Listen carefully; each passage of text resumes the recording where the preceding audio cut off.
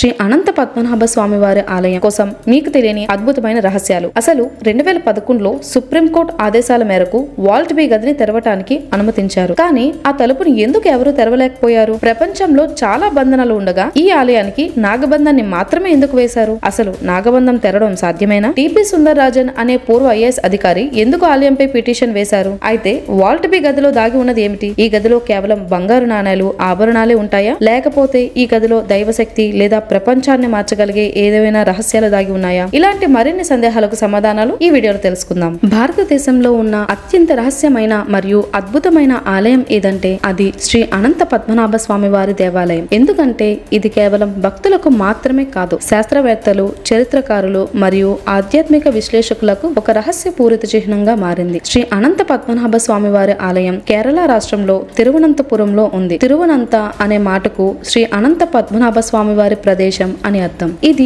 108 దివ్య దేశాల్లో ఒకటిగా గుర్తించబడింది. ఈ అనంత పద్మనాభ స్వామి వారి ఆలయం ద్వాపర యుగం నాటిది అని స్కాంద మరియు పద్మ పురాణాలలో ఉంది. అయితే ప్రస్తుతం మనకు కనిపించే ఆలయం 16వ శతాబ్దంలో ట్రావెన్కోర్ రాజవంశం ద్వారా మరమ్మతులు చేయబడింది. ఇది భారతీయ ఆర్కిటెక్చర్ మరియు ఆధ్యాత్మిక శక్తి, శాస్త్రీయ విజ్ఞానానికి ఒక నిదర్శనం. ఎందుకంటే గర్భగుడిలో ఉన్న అనంత పద్మనాభ స్వామి వారి విగ్రహం 18 అడుగుల పొడవుతో ఆదిశేషునిపై విశ్రాంతి తీసుకుంటున్న భంగిమలో ఉంటుంది. ఈ విగ్రహం యొక్క ప్రత్యేకత ఏమిటంటే ఇది కేవలం పంచలోహాలతో మాత్రమే తయారు చేయబడలేదు. నేపాల్లో గండకీ నదిలో లభించే 12,500 సాలగ్రామ శిలలతో అనంత పద్మనాభ స్వామి విగ్రహం రూపొందించారు. స్వామి నాభి నుంచి ఉద్భవించిన కమలం మీద బ్రహ్మ ఆసీనుడై ఉంటారు. కనుకనే విష్ణువును పద్మనాభునిగా కొలవబడుతున్నారు. అనంత పద్మనాభ స్వామి బృహత్ రూపం.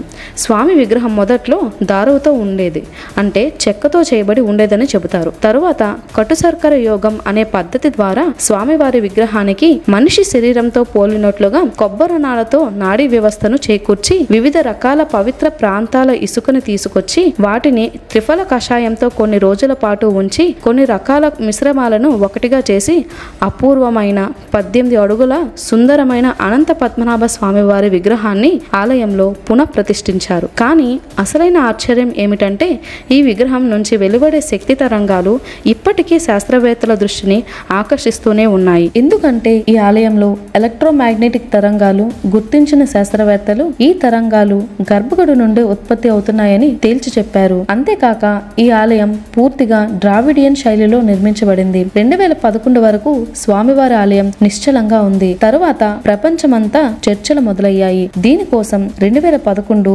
జనవరి 31 నాడు కేరళ హైకోర్టు ఆలయ నియంత్రణ మొత్తం రాష్ట్ర ప్రభుత్వం వహించాలని సూచించింది. అందుకు ప్రతిగా ట్రావెన్కోర్ రాజకుటుంబీకులు సుప్రీంకోర్టును ఆశ్రయించారు. అప్పుడు సుప్రీంకోర్టు 7 సభ్యుల కమిటీని నియమించి పద్మనాభ స్వామి ఖజానాని ఆడిట్ చేయమని ఆదేశించింది. సుప్రీంకోర్టు ఆదేశం మేరకు 11 జూన్ 27 నాడు మొదట వాల్ట్ ను తెరిచారు. అయితే ఆ గదిని తెరిచిన 20 రోజుల తర్వాత 86 సంవత్సరాల వృద్ధుడైన టిపి సుందరరాజన్ మరణించారు. అంతేకాక ఆ 7 కమిటీలో ఒకరి తల్లి కూడా మరణించారు. ఈ ఆలయంలో 6 భూగర్భ గదులు ఉన్నాయని వాటిని ABCDEF అని పిలుస్తారని చెప్తారు. 2011లో ఈ గదులను తెరిచే ప్రయత్నం మొదలైంది. అయితే ఇందులో దాగి ఉన్న సంపద ప్రపంచాన్ని కూడా ఆశ్చర్యపరిచింది. ఒక్క ఏ గదిలోనే కొన్ని లక్షల కోట్ల విలువ చేసే సంపద బయటపడింది. వాల్ట్ ఏ తలుపులు ఇనుము, బరువైన కలపలతో తయారు చేశారు. ఆ తలుపులు తెరిచాక ఆడిట్ సిబ్బందికి చీకటి గదిలో చెల్లా చెదురుగా ఉన్న ఖజానా కనిపించింది. అక్కడ బంగారు ఆభరణాలు, వజ్రాలు,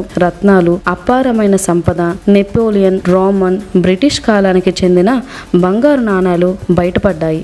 ఇంతవరకు తెరిచిన 5 గదుల నిధి విలువ దాదాపు 2 లక్షల కోట్లు ఉంటుందని లెక్క పెట్టారు. వాల్ట్ E మరియు F గదులు అక్కడ ఉన్న పూజారులు వారానికి ఒకసారి తెరుస్తారు. అక్కడ స్వామివారి అలంకరణకు సంబంధించిన నగలు ఉంటాయి. వాల్ట్ C మరియు D గదులను సంవత్సరానికి 8 సార్లు ట్రావెన్కోర్ ఇంటి సభ్యుల సమక్షంలో తెరిచి స్వామివారికి ప్రత్యేకమైన నగలు పెడతారు. వాల్ట్ A మరియు B గదులను 1880 నుంచి అస్సలు తీయలేదు. అదే సమయంలో G మరియు హెచ్ గదులను కూడా కనిపెట్టారు. ఆ మీదకు వాల్ట్ బి వద్దకు వెళ్లిన తనిఖీ సిబ్బందికి ఏమీ అర్థం కాలేదు. ఆ ఖజానా గదిని శత విధాలా ప్రయత్నించినా తెరవలేకపోయారు. ఆ గదికి మొత్తం 3 ద్వారాలు ఉన్నాయి. మొదటిది ఇనుప జాలీలు ఉన్న కటకటాలు, రెండవది బరువైన చెక్క తలుపుతో ఉండగా మూడవ ద్వారం మందపాటి ఇనుపు తలుపులు కలిగి ఉంది. వాల్ట్ బిలో ఉన్న ఈ మూడవ తలుపు తెరుచుకోలేదు. తాళం కప్ప గాని మరే విధమైన తాళాల పరికరాలు గాని కనిపించలేదు. అయితే తలుపు మీద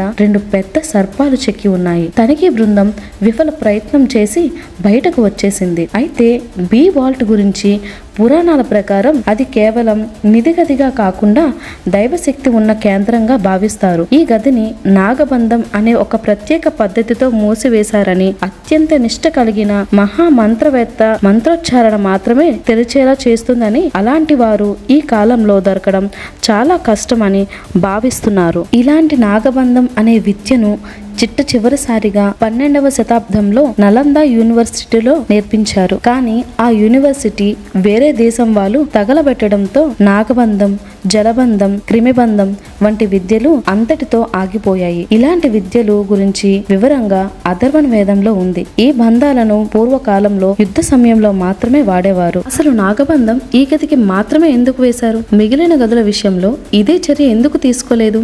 దీని వెనుక దైవశక్తి ఉన్నట్టా, లేదా ఏదైనా ఆధ్యాత్మిక కారణాలున్నాయా? ఇది ఏదైనా ప్రత్యేక శక్తుల్ని సమకూర్చే ప్రయత్నమా, లేక ఏదైనా పూర్వపు రహస్యాలను కాపాడడానికా? ఇలాంటి ప్రశ్నలు మన ఊహాశక్తిని ఉత్కంఠంగా చేస్తాయి. మీ అభిప్రాయం ఏమిటి? మీరు ఏ దిశగా ఆలోచిస్తున్నారో కింద కామెంట్ రూపంలో మాకు తెలియజేయండి. ఇలాంటి మరిన్ని ఆసక్తికరమైన రహస్యాలను తెలుసుకోవాలనుకుంటున్నారా? అయితే మా అన్నోన్ డివోషనల్ ఫ్యాక్ట్స్ ఛానల్ ని సబ్స్క్రైబ్ చేయండి. Thanks for watching.